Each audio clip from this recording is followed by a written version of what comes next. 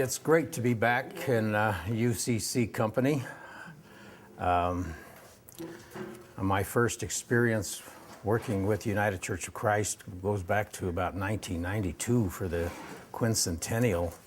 And although I'm not a member of the congregation, I've appreciated the sense of social justice that permeates from this denomination. And so I want to thank you so much for the series that you put together, the topics that you address.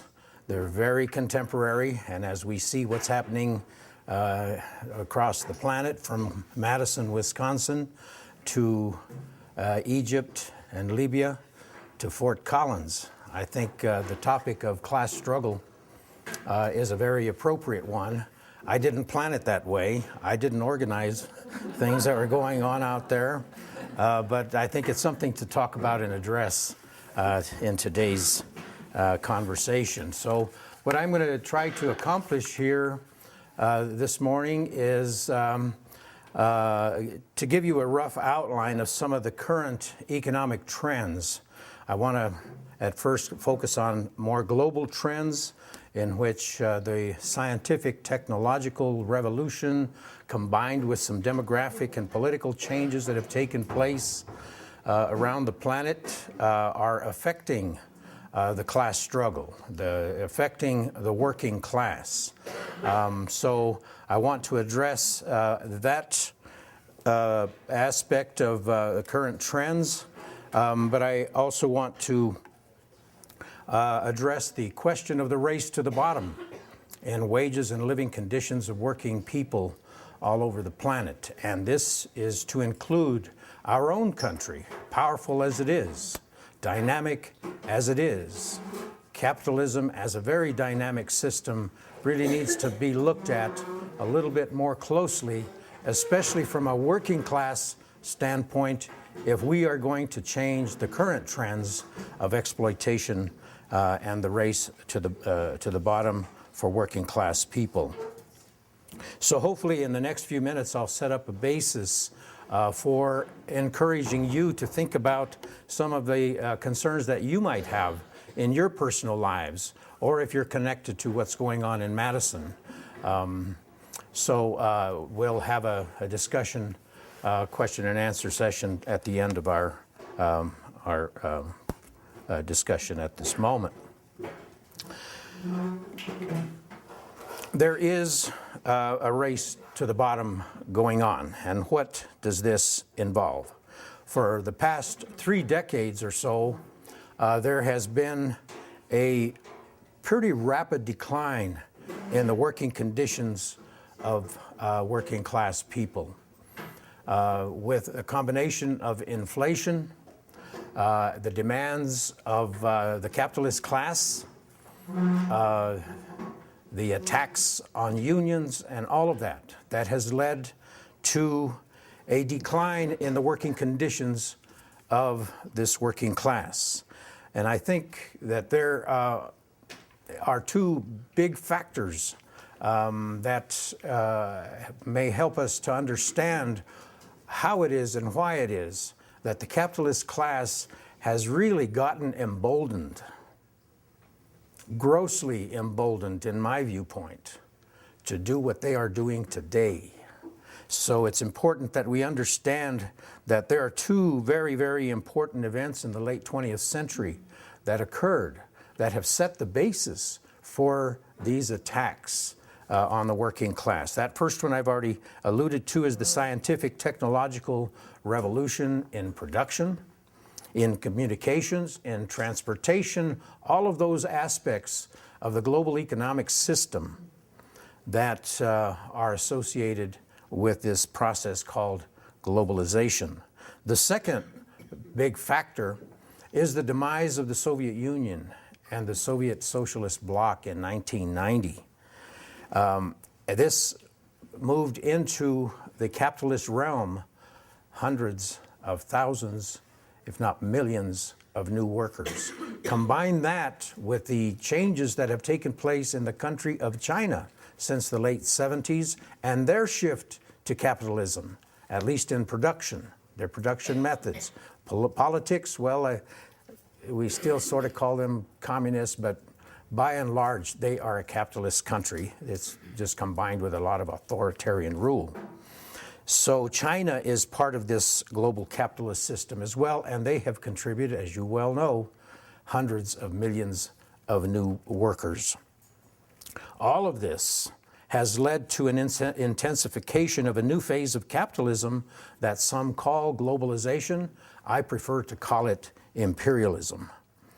I don't want to speak with fuzz on my tongue. As we say in Spanish, hablando con los pelos en la lengua no es bueno para la clase trabajadora. Speaking with fuzz on your tongue is not good for the working class. We have to kind of meet truth with truth, don't we, Flora? Be honest. Be honest, yes. Yes. So this new phase of capitalism that we call globalization or imperialism, also combined with the trends of Thatcherism and Reaganism of the 1980s. And this is where global neoliberalism, that economic philosophy of deregulation, of privatization, of small government, of free trade, of foreign investment, and of labor exploitation, this has spread rapidly throughout the world. It's not that it wasn't there before, but it has grossly intensified. So what are the principal results of these global changes? There has been a doubling of the global labor force. Labor is the basis of the capitalist system. Wage labor is the basis of the capitalist system. And that labor force is now abundant. There is an excess of human bodies of the right age that are able to be available for exploitation on a capitalist basis. So consequently, there's also this worldwide wage competition among all of these workers of the globe, from China to Vietnam to Latin American countries to the Caribbean to Madison, Wisconsin, and Fort Collins. This is being organized by giant corporations with the help of imperial states that tend to be the homes of these giant corporations, and they are orchestrating this depression in wages and living conditions in this race to the bottom. From 1985 to 2000, the so-called active workforce available to world capitalism doubled from 1.5 billion workers to 3 billion workers. 3 billion workers. An unprecedented event in the history of capitalism. So this abundant labor, combined with the scientific technological revolution, has led to the creation of a new international division of labor. What does this mean? It is a direct job for job wage competition on a global scale. On a global scale. We can't just start our analysis at the national level.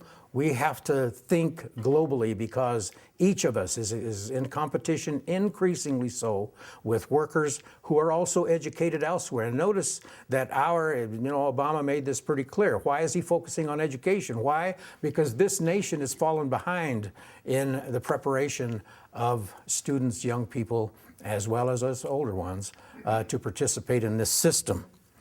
So this is being perpetrated, organized, created through outsourcing on an intensified level, as well as insourcing. It's not that work is being shipped out to other countries. Other workers are being brought here to this country, whether with documents or without documents, in order to take jobs at a lower rate. Transnational corporations are using science and technology to create this global division of labor and to restructure production and services so that they can scour the globe to find the cheapest possible labor. Capitalist economic restructuring has drawn workers in underdeveloped countries into direct competition with workers in the imperialist countries as well. Under this new international division of labor, wages are being determined through an intensified global competition, thus pushing downward national wage levels and standards, even in the richest countries of the world. Let me give you a few quick examples. There's a book that I alluded to in my last talk by Fred Goldstein on low-wage capitalism. Hopefully some of you have had an opportunity to read that book. I'm taking some of these statistics from that book. Let's just look at the Philippines, just to give you an example. And the Philippines is just one among many countries that are contributing not only the labor, but the skills, the education, and what all that they have acquired. And our country, as well as the corporations, are able to appropriate that without investing a whole lot in the education of other people from other countries. We are able to appropriate that, make it useful for our society to make our conditions of living better, but at the same time contributing to this race to the bottom with the wealth disparities that are becoming rather incredible. The Philippines, they have about 380,000 college graduates per year. 380,000. This is a huge country with lots of people. They are trained in U.S. standards. Many Filipinos speak English. Why? Because of the long history of colonialism of our country in theirs. U.S. corporations are flocking to the Philippines. American Express, Eastman Kodak. Notice that there's been some action here on the east side of Windsor with Eastman Kodak. Intel, Microsoft, Dell, all of these corporations have now divisions or subdivisions, do subcontracting of labor in the Philippines. Fluor Corporation, F-L-U-O-R, out of California, is a war contractor, and it is a Pentagon favorite. And they employed recently 1,200 Filipinos who are all engineers and drafters. This is, when we think of the service sector, we oftentimes think of people who clean hotel rooms, people who work at McDonald's, etc. But the service sector also includes highly skilled labor, mental labor, who do research and design, etc. These are critical. Ironically, this is what Obama is talking about. We need more of these people, but at the same time, he is promoting free trade and other kinds of contracts with South Korea recently that will outsource all of these jobs. So there's a contradiction. There's a living contradiction here where a supposedly progressive person engages fully with the corporate activity in this race to the bottom. So 1,200 or so Filipino, as well as Polish and Indian engineers and drafters in 2004 were hired in 50,000 separate construction plans for a multi-billion-dollar petrochemical plant in Saudi Arabia. In Saudi Arabia. Do we invest in Saudi Arabia? Our tax dollars? You bet we do. Through military, through all kinds of projects there, but here we go. We have third world workers, highly skilled ones, competing directly with engineers and analysts and draftsmen from this country as well. I'm not in any way saying we should exclude them from the process.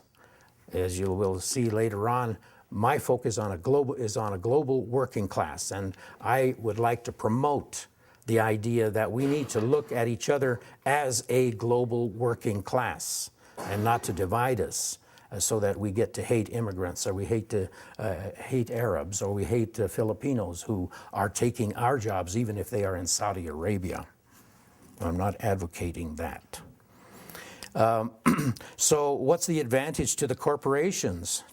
200 Filipino engineers earned less than $3,000 working on the internet, with elite U.S. and British engineers who earn up to $90,000 in some of these projects. $3,000 versus $90,000. What's a corporation going to do when they want to maximize at the top levels among the elites of the corporations, when they want to maximize their dividends going to their investors and thereby get their millions, multi-millions of dollars in salary? Who are they going to look to? Third world people are also well educated. We could look at India. Some of these engineers, especially in information technologies, in 2004, they had starting salaries at $5,000 in India, 5,000. Top chemical and electrical engineers earn $10,000 a year in India as compared to at least $80,000 a year here in the United States. So you see where workers are being pitted against each other. This is a global class struggle, and we as working class need to think in these terms rather than looking at the individual issues, whether it's school closings, whether it's a tax on your union, whether it's having to pay extra dollars into your health care system. Yes, these are important. They affect us every day in our lives. But we need to think in bigger terms if we are going to address the problem of this race to the bottom. So I want to jump ahead because I do want to leave time for discussion. Let me move on to the topic of how to make some suggestions about what we as a working class need to think about. First of all, I, as a professor, I think I belong to a stratum, not a class of professors, but a stratum which is part of the working class. I think we could start among us professors to think in less elitist terms and really recognize that we are in the same class as janitors who clean our schools, as secretaries who run our offices, etc. But we tend to have this elitist mentality, and this is just one example of a bigger phenomenon and a problem as I see it within our society. George Lakoff, in a recent article, I think it was in the Washington Post, talked about the need for the working class to take control of and establish its own framework of thought, how to analyze things, rather than allowing the trickle down, and it's like a flood of information from mainstream media, from corporations. Now that we have Citizens United decisions, we have all kinds of corporate possibilities for infiltrating the working class mind and to make it act in contradiction to its own interests, working like Joe the plumber yesterday in Madison, mouthing things that are straight out of the textbook of corporate management. In his analysis, Lakoff describes the basis of American democracy. I think that's what we're interested in maintaining here in this country.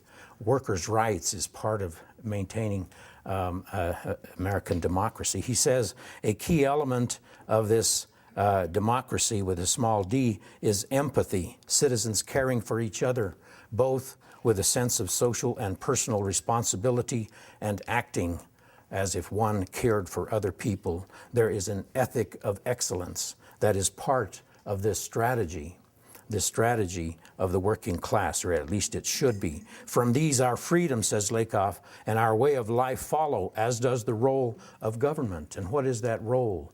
To protect and to empower everyone equally, if it works with a sense of justice.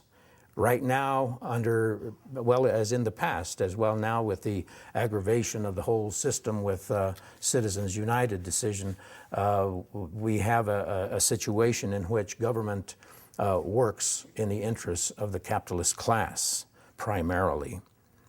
Protection includes safety and health and the environment. Empowerment starts with education and infrastructure. No one can be free without these, says Lake. I guess we have about 3 minutes. Sorry, I just got carried away. The Current Time magazine, have you seen the article? I haven't, no. You ought to see it. It's on the same subject. It kind of likens our situation on the race to the bottom in terms of Marx's reaction to industrialism and capitalism in the 19th century, and then proceeds that. It's a very interesting article. It fits right in with what you talked Super. about. Makes me want to go back and read Das Kapital again.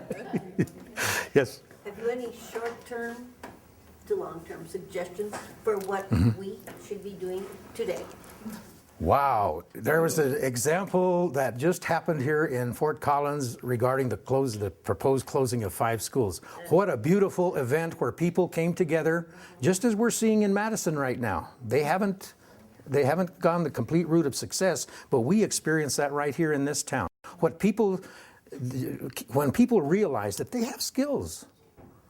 Oftentimes we denigrate ourselves because the stories from the top tell us that if you're unemployed, you're worthless, you're a mooch, you're a parasite on society. Notice how the story gets twisted. But what happened here in this town with the school closing, what was done, people organizing, all the way to holding hands to encircle the school to protect it from the authorities. Beautiful, beautiful. So if we can focus on local issues, but recognize that there's a bigger dynamic going on, and we're only a small part of what that bigger dynamic is. When we begin to raise our consciousness about that bigger dynamic, then I think we can really get something done. In our benefit, for a benefit to society, and for the benefit globally, if we can create a new system that will be more sustainable than what we've got now. We're on a decline. We're on a slippery slope. Should we be in the streets? Well, yeah, just like everybody was in the streets over at, where is it, Blevins? No, it's Beatty. Oh, Beatty. Yeah, Beatty, yes. Yeah. Yes, please. If you were going to solve the situation in Egypt, how are you going to do it without capitalism? Well, I'm hesitant to jump on that bandwagon of what's going on in Egypt. It's good to have a person who has been in power for 30-some years, has stolen tens of billions of dollars and socked it away somewhere else outside of the country, deprived their populations of access to that. I'm hesitant to jump on that because I don't know what kind of class consciousness there is in that movement. So it's good to get rid of a tyrant, yes, but let's see what's going on. How do we work with a system when the only ball game in town is, well, supposedly, the only ball game in town is capitalism? Well, you need money to survive because you can't be an island in a world of capitalism, in a sea of capitalism. But you can work within that system to modify policies, get in new leadership, create new industries that are more sustainable. Isn't that capitalism? It is capitalism, but like I say, we're part of the system, and when we live in the belly of the beast, well, a little bit of stink clings to us, right? But we can shed that. We can shed that. And I don't want to have a prescription for the Egyptians. They will create what they think is best. Just as we in our country, we should work on something that is sustainable, that respects human dignity, that has a sense of social responsibility, all of these kinds of things that Corton talks about in his description of democracy in America.